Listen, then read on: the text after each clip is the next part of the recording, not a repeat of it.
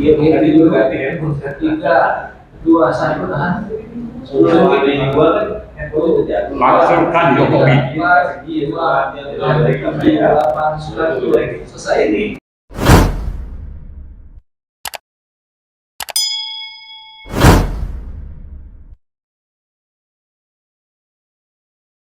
Ya,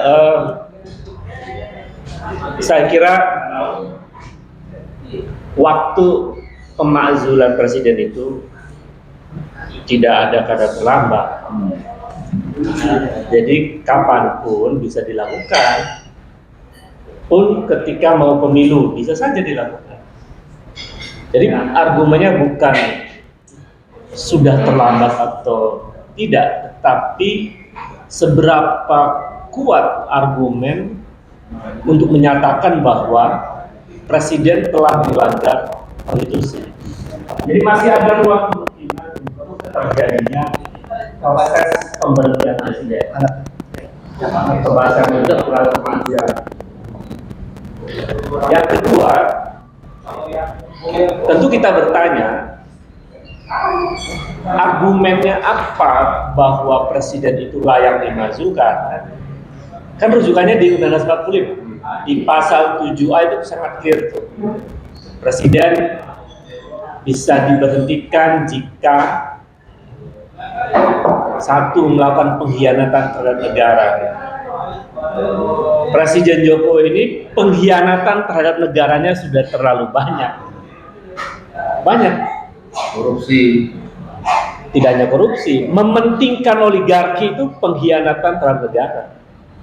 Karena tujuan pembangunan itu adalah mensejahterakan rakyat, bukan mensejahterakan oligarki. Kan itu. Undang-undang Omnibus Law itu inkonstitusional dan mementingkan oligarki. Jadi tidak mensejahterakan rakyat. Jadi sesungguhnya kita tahu bahwa Undang-Undang Omnibus Law kan usulan dari presiden, lalu dibawa ke DPR, jadilah undang-undang. Jadi dari awal itu sudah ada motif bahwa Undang-Undang Omnibus Law itu adalah untuk mensejahterakan oligarki, kan, atau merugikan rakyat banyak. Itu sebetulnya motifnya kelihatan, itu sudah melakukan pengkhianatan terhadap negara. Kemudian bisa juga dilihat bahwa pengkhianatan pada negara itu mengabaikan prinsip-prinsip politik bebas aktif yang ada di dalam konstitusi kita, menyangkut upaya perdamaian dunia, misalnya. Kiblatnya sekarang ini kemana? Terlalu kemana pemerintahan ini? Itu kan menunjukkan tidak bebas aktif.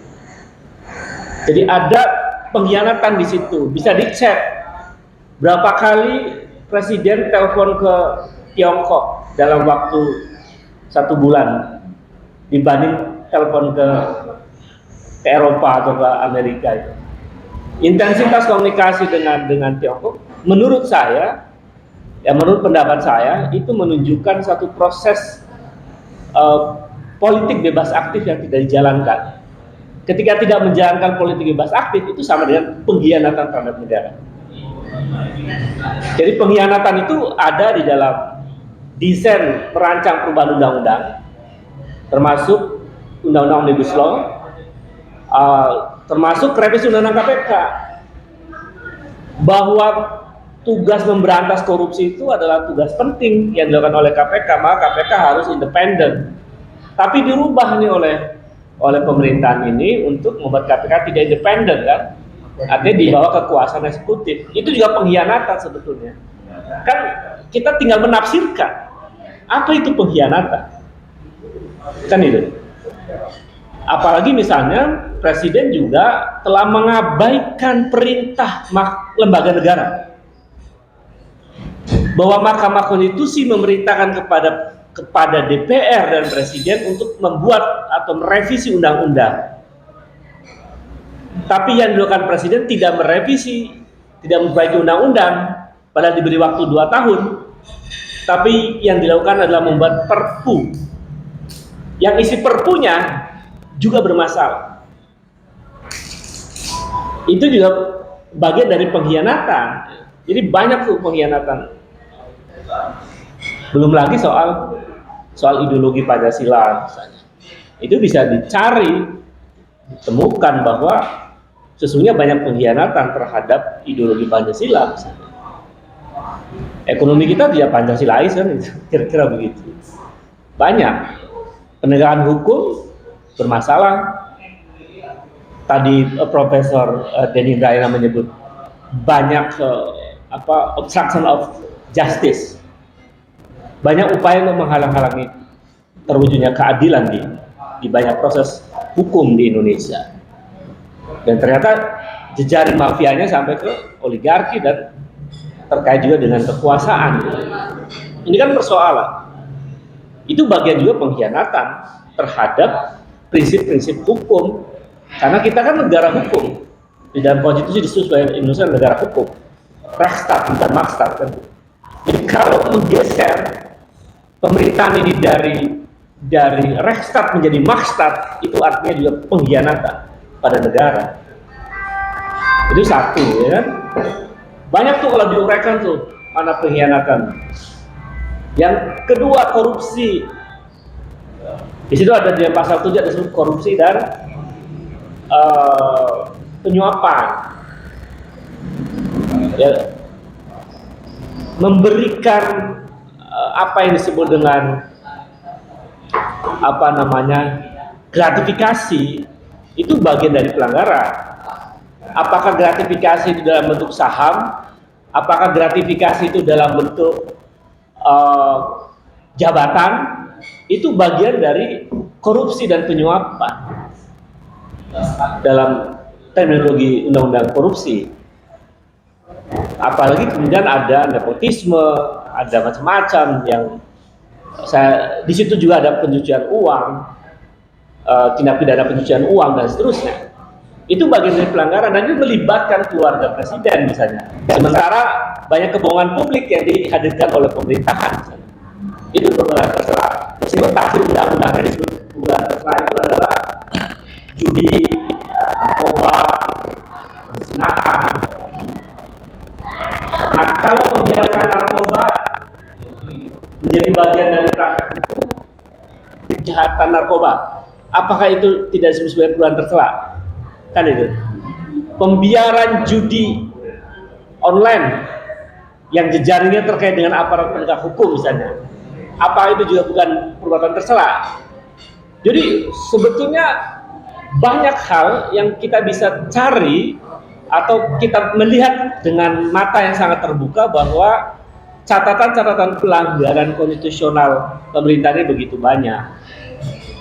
Nah, persoalannya tinggal apakah DPR mau melakukan itu kan?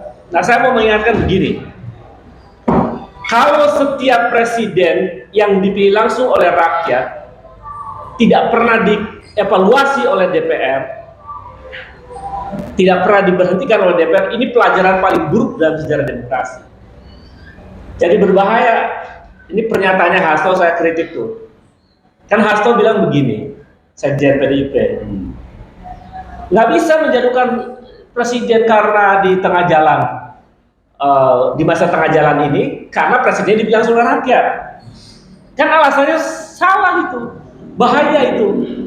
Karena alasan untuk memberhentikan presiden itu, tidak memberhentikan presiden itu bukan karena dipilih oleh rakyat, tapi karena dia menjalankan konstitusi.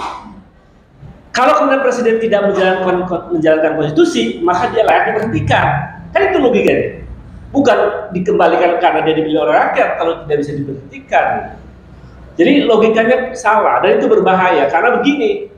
Kalau nanti setiap pemerintahan itu dijadikan sebagai alasan, maka presiden ke depan mau ngapain aja nggak bakal dijatuhkan. Korupsi bebas, ya kan, bohong bebas, melindungi narkoba bebas, melindungi judi online bebas, apalagi mengkhianati negara dengan menjual negara bebas. Lalu orang mau memberhentikan presiden, bilang saya dibilang oleh rakyat, jangan berhentikan saya. Ada kan benar-benar itu kan logika yang keliru.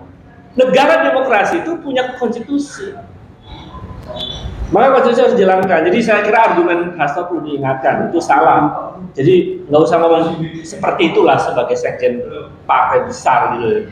bicaranya saya kira keliru, perlu dikoreksi.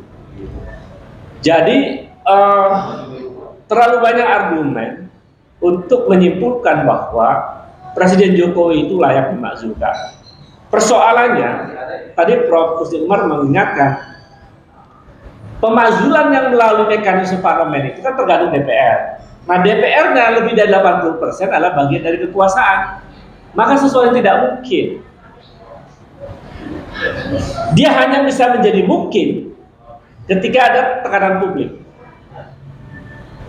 Dia hanya bisa menjadi mungkin ketika ada tekanan publik.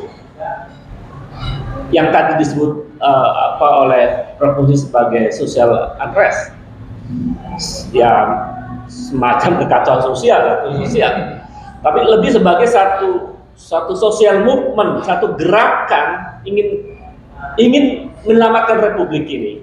Jadi kalau dengan cara-cara kekuasaan yang semacam ini dibiarkan, menurut saya ini pelajaran buruk bagi masa depan negara. Nanti akan berulang seperti ini.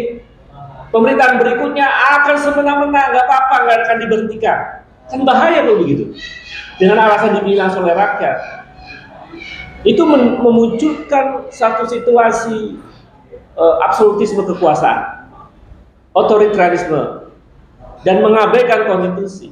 Jadi menurut saya sangat berbahaya kalau ada kesimpulan semacam itu. Nah, bagaimana cara untuk agar kemudian terjadi pemakzulan? Sebetulnya kan nggak usah takut dengan adanya pemakzulan itu. Maksud saya biasa itu. Dalam negara demokrasi dan di Indonesia sudah pengalaman. Soekarno pernah jatuh, Soeharto pernah jatuh, Gus Dur pernah jatuh, dan itu biasa. Kalau presiden salah, dia manusia biasa kok. Kalau salahnya parah, membuat negara yang terpuruk, ya dihukum. Hukumnya apa? Diberhentikan. Kalau enggak, dia mundur, kan gitu. Lempar handuk putih bahwa dia nggak mampu menjalankan pemerintahan dan merusak jalannya negara, maka dia mundur. Tinggal dua tawarannya, diberhentikan atau mundur. Yang parah kalau ada tawaran ketiga, dimundurkan paksa oleh rakyat, kan berbahaya itu. Apa mau begitu? Ya saya kira tergantung rakyat kan.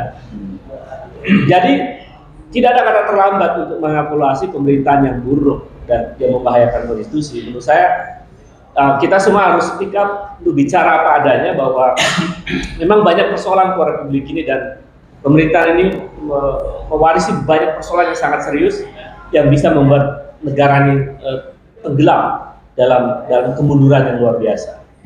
Nah, karena persoalan luar biasa itu, cara menghentikannya dengan cara luar biasa.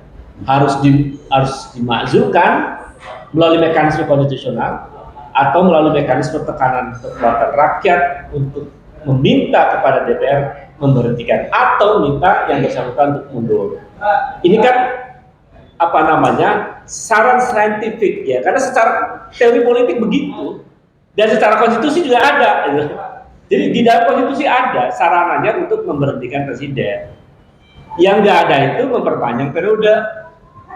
Kan nggak ada di konstitusinya ya. Jadi yang sangat melanggar UUD 45 itu menteri-menterinya istana itu, menteri-menteri kesayangannya Jokowi yang bicara perpanjangan periode terus, dan parahnya presiden juga membiarkan sedikit ada negara kan lama membiarkan itu. Jadi tadi juga ya, 3, 2, 1 tahan. Sebelum ini gua kan Laksanakan Jokowi. Iya, 8, 9, selesai ini.